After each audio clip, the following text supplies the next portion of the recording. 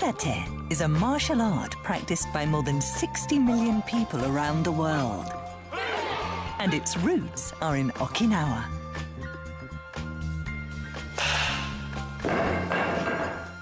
Okinawan Karate, the most traditional form of the discipline, is known for the brutal power of its blows. But that power is cultivated with the intention not to use it. This time on Japanology Plus, our theme is Okinawan Karate. We'll explore the paradox of training the body to become a weapon that is never used.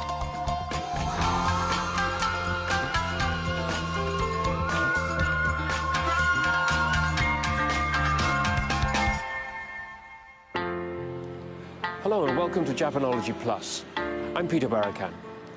Today I'm in Okinawa, which is the birthplace of karate, one of Japan's best-known martial arts.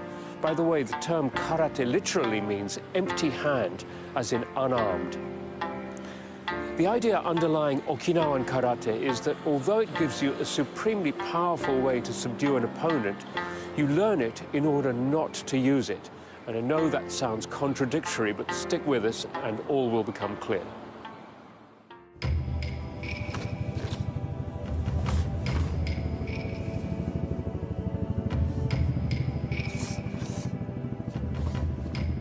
Like many other Japanese martial arts, Okinawan Karate embraces a distinctive spiritual dimension.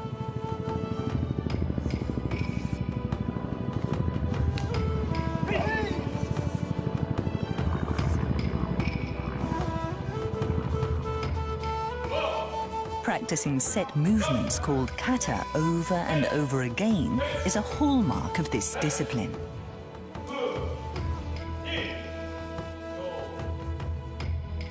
The kata embody the philosophy of a particular school of karate about how to evade strikes and, if necessary, to strike back through a series of fluid movements. Many people have this image of karate, scoring points for strikes to determine a winner. In Okinawan Karate, that approach is rejected, and yet people spend years studying it. If they don't intend to use the techniques, why do they learn Okinawan Karate? My guest for today is Mr. Kiyoshi Tsuha, who's been practicing Okinawan Karate for over 50 years. He's an instructor and has also written extensively on the subject. Thank you very much for being with us today.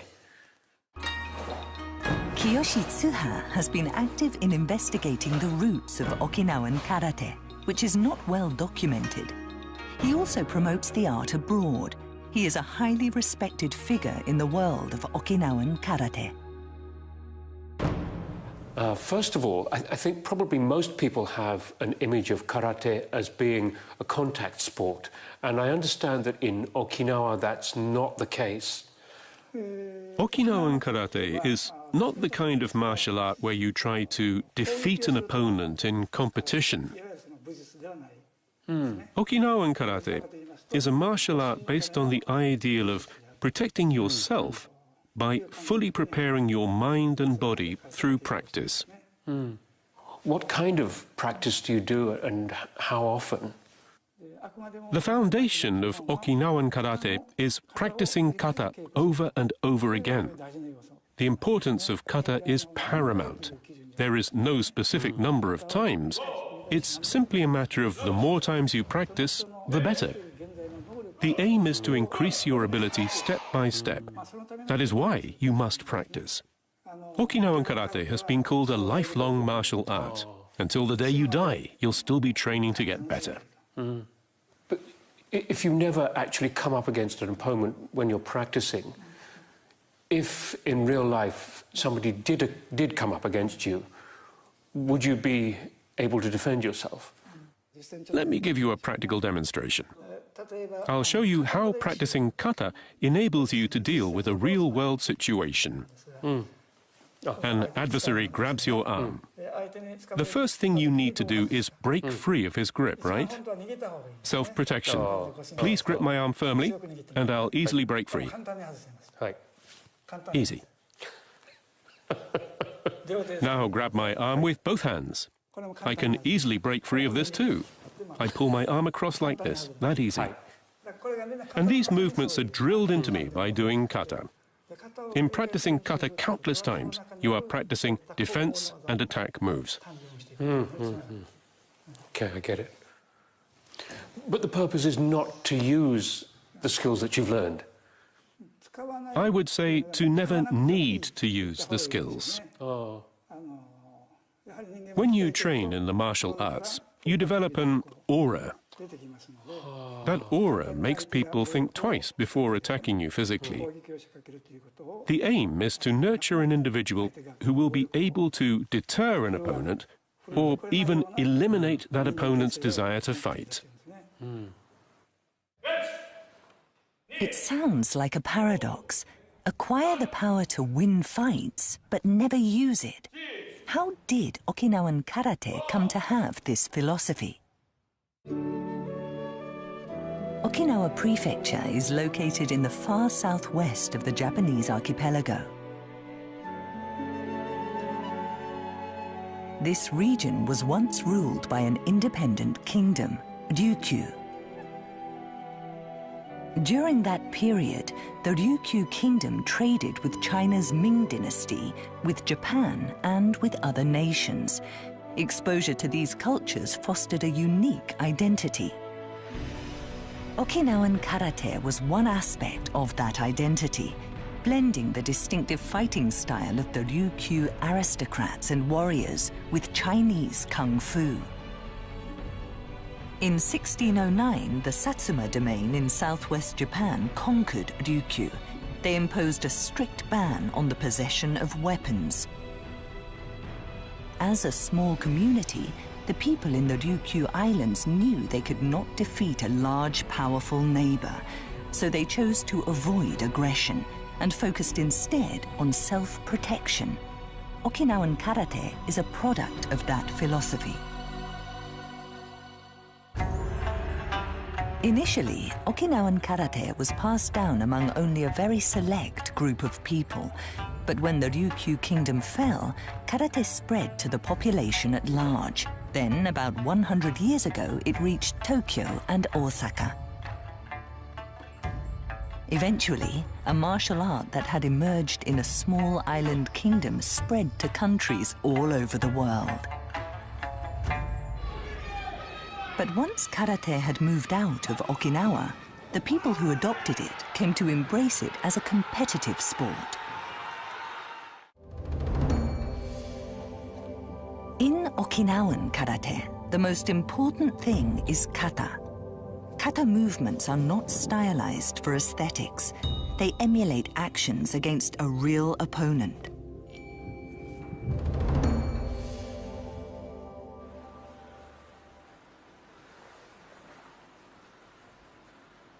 This kata is called kusanku.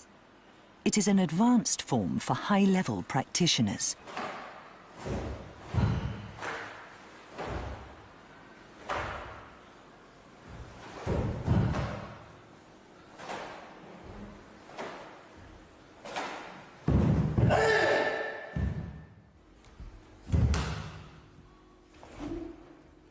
Using kusanku as an example, let's take a closer look at the individual moves in a kata.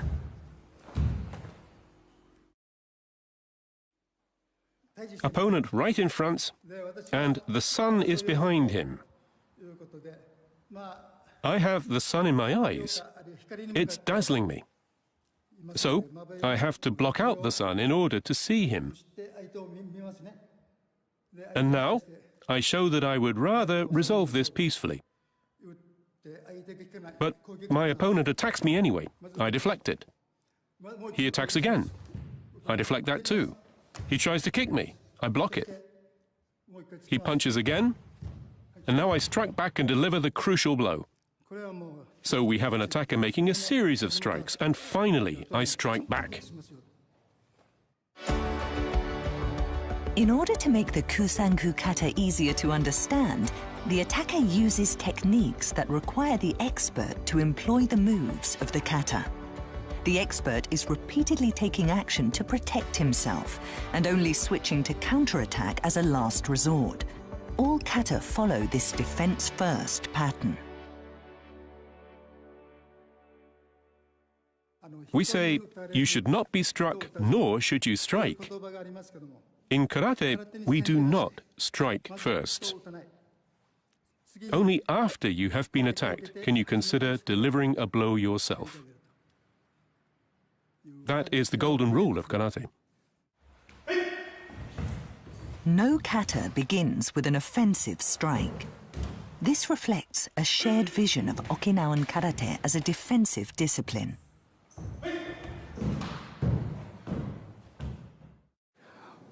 Okinawan Karate does seem to be really all about the kata, doesn't it?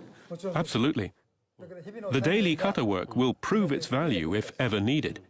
The body can only do what it is trained to do. If the need arises, the body will respond without a moment's thought. That is why we keep practicing the kata. To the beginner, they look quite simple, but you repeat them over and over again for years. Does one's appreciation of subtleties change over time? Every time you do the kata, you feel yourself mastering it more. You will feel more speed, more power. Your body gets a clear sense of it. With enough practice, you can even fight with your eyes closed. That's because your body is so attuned. It's automatic. In the old days, people would work on one kata for 10 years. Stick with just one for 10 whole years. Oh my God. That's how important it is to practice kata. Countless times, even 10 years of practice. How long have you been practicing karate for now? 63 years. Wow. Since 9 years old. Have you ever had to use your skills? Unfortunately, no. Okay. Do you ever wish that you had just one chance? When I was young, maybe I did, but I never acted on it. Our founder had a famous saying that if you lived your whole life without ever using your karate, you had achieved the goal of karate. It's good to never have to use it, while at the same time, it's good to have the confidence that you could use it, if in fact you ever did have to use it.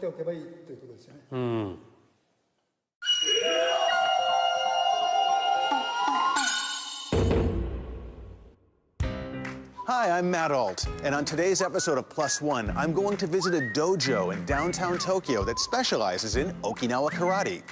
They're going to put me through the paces of a daily practice. Do I have what it takes? I don't know, but let's find out. Well, here we are at the Miyagi Dojo. They tell me that bowing is etiquette before going into a dojo, so... Shitsureshimasu. Mr. Miyagi, thank you so much for having me to your dojo. Please teach me about your art. じゃあ空手着に着替えてね、それから一緒に稽古しましょう。Sounds great. Okay. Thank you very much. Well, Mr. Miyagi, I'm changed. How is this? You look pretty strong. Well, this is my first time, so please, show me the ropes. What do we do first? First, I'll show you how to make a fist. The most basic skill in karate is making a fist properly. It all starts with that. Your feet should be splayed 45 degrees. Like this. これでいかがですか? はい。こういう感じで。左の Put your left arm forward. 左を前にして。こういう感じでね。That's the way. Oh, nice. Adjust the angle of your strike a little. Ah, I see. Okay.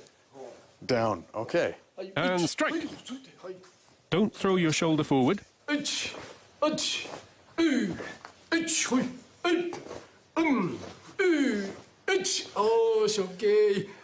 it tiring? You okay? That's very tiring. This is the most basic posture for building up strength in your legs. Since fists are the weapons of a karate practitioner, they must be trained too. But maybe Matt doesn't yet realize just how tough the training might be. Is that blood? I guess my question is, am I going to bleed?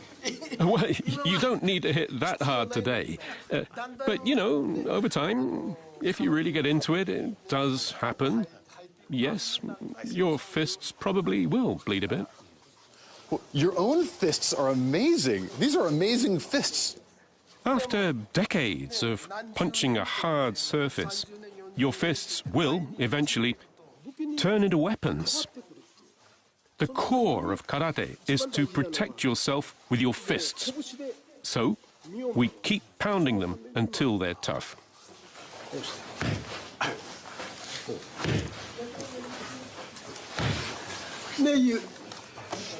Okay. Whatever you say. You don't need to hit hard. First, just place your fist against the board.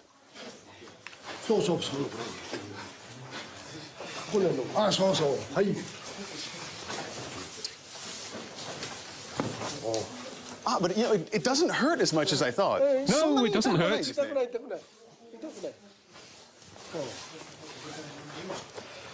Okay.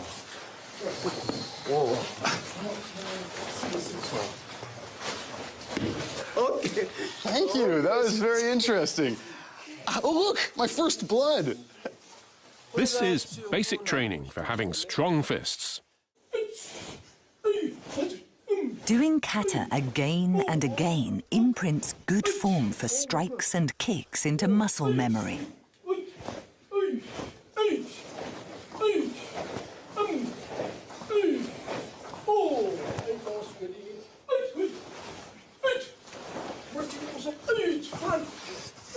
As training goes on, practitioners move on to more difficult techniques.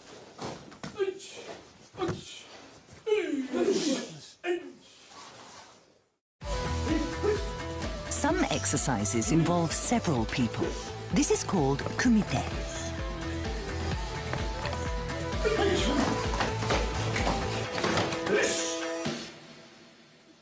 Well, Matt, I think we ought to give you a test of karate power. Matt will be trying to break a board about 1.5 centimeters thick.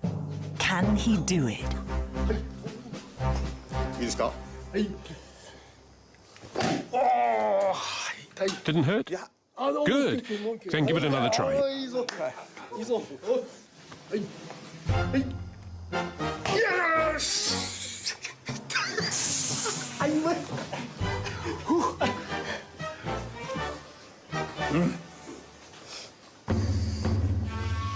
Raise your arm up high, drop your hips.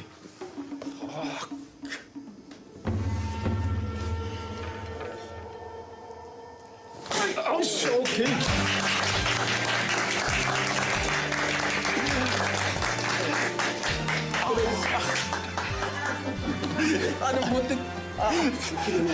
Thank you. Well, that was really something else. I've seen martial arts films and demonstrations many times before, but I've never had the chance to participate. This was a really, really thrilling experience. There you have it. Next time you're in Japan, look for a local dojo. Maybe you can practice some Okinawa Karate too. Until then, see you next time.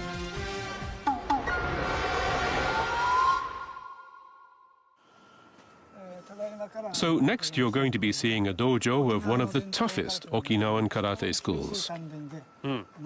It's called Uechi Ryu. Here we are. They're training in there right now. Okay. Students of the Uechi Ryu school undergo an extremely demanding training regime.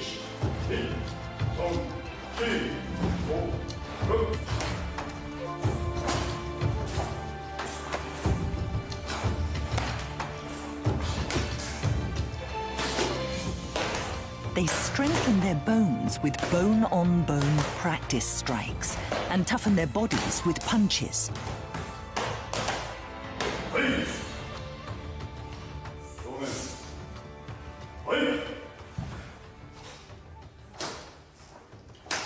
Experiencing pain leads to feelings of anger and the urge to retaliate.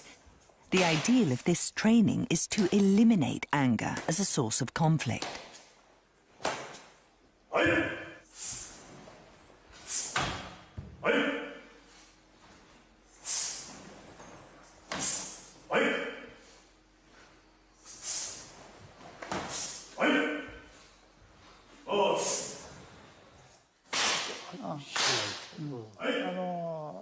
This is training to endure blows, even kicks, without flinching. Wow.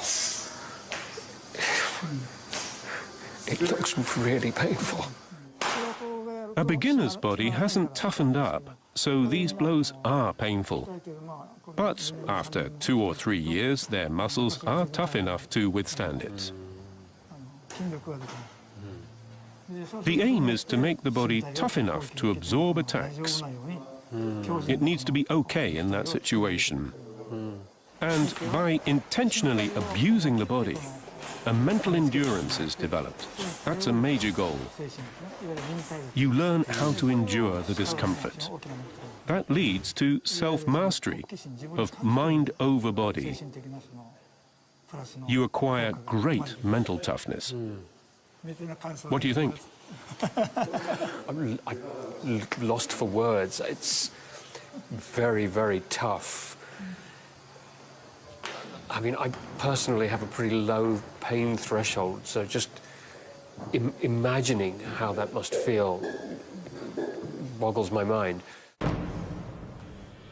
Uechi uses some training methods that are almost unbelievable.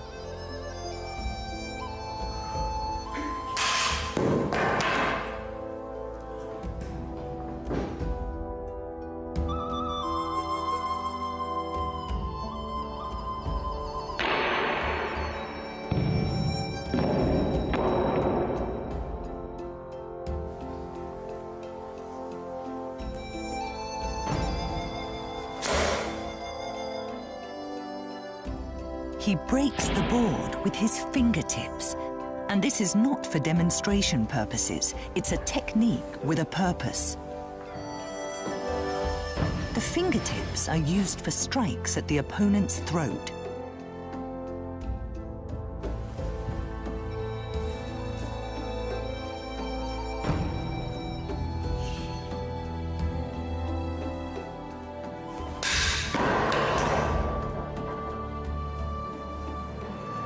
And an arm that can snap a baseball bat can do the same to a neck. Easily fending off an opponent's attack, and only finally, if necessary, exerting extreme force. This is Okinawan Karate. By cultivating an unflinching body, the karate expert intimidates the opponent into losing their will to fight, thus preempting conflict. Everybody wants to be strong, but of course it's not easy.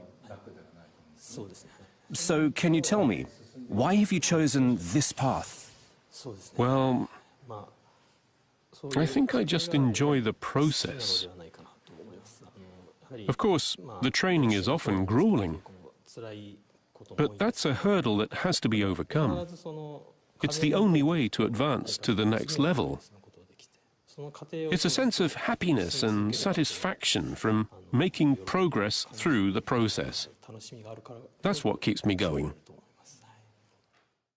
That was all terribly impressive, but I kind of wondered, do you really need to go quite so far? The various kata include fingertip strikes, toe strikes, thumb strikes. Unless they are capable of delivering a mortal blow, then they aren't all they could be. The kata should not be just for show. They have to be perfected to the extent that they can be used in combat. They have to be ready for action. That means training even your fingers and toes. But this discipline is not just physical, is it? It's both physical and mental. The ability to withstand pain and to become accustomed to fear. That requires both physical and mental sides. You can't be mentally strong but physically weak, or physically strong but mentally weak. They're like the two wheels on an axle. Both must roll freely. That's represented by kata and kumite. Karate has physical aspects, but it also involves intense training of the inner person too. That's the essence of it. The ultimate object is not to use these skills, is it? We constantly emphasize that to start a fight is forbidden. Absolutely. But look at me. I'm such a gentle soul. I can't imagine anyone picking on me. I very much doubt whether anybody would want to attack you. The ideals of Okinawan Karate are enjoying new appreciation around the world, with many people wanting to come and study it in Okinawa.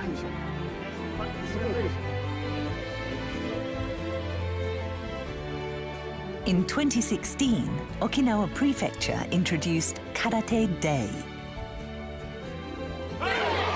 It is part of a movement to spread information about Okinawan Karate as an element of Okinawa's unique culture. One thing that's been going through my mind several times today is that karate, in a way, is like the ultimate deterrent. You learn all these really lethal skills, but you don't use them. On the other hand, you might do in a really, really tight situation. And it kind of got me thinking about nuclear weapons. The only thing is, if you do use a nuclear weapon, then that's it. You know, we're all gone. And it kind of struck me that it might be an idea if the 5 permanent members of the United Nations Security Council could all go and learn karate instead.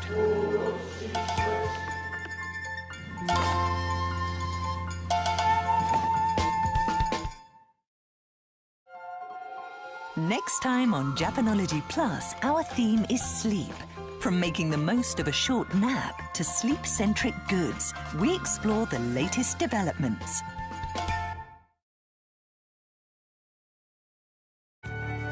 Sports Japan. This show is your guide to the fun and exciting world of Japanese sports and martial arts, with in-depth analysis and up-to-the-minute stories.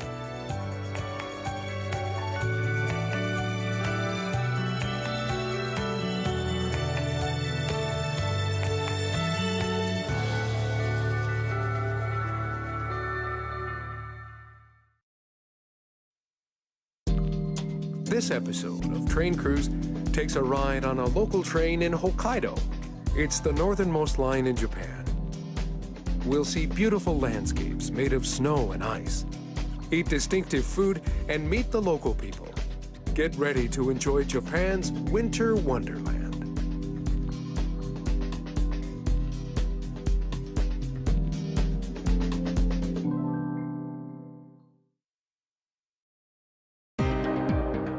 A newsroom like no other. If the conflict breaks out.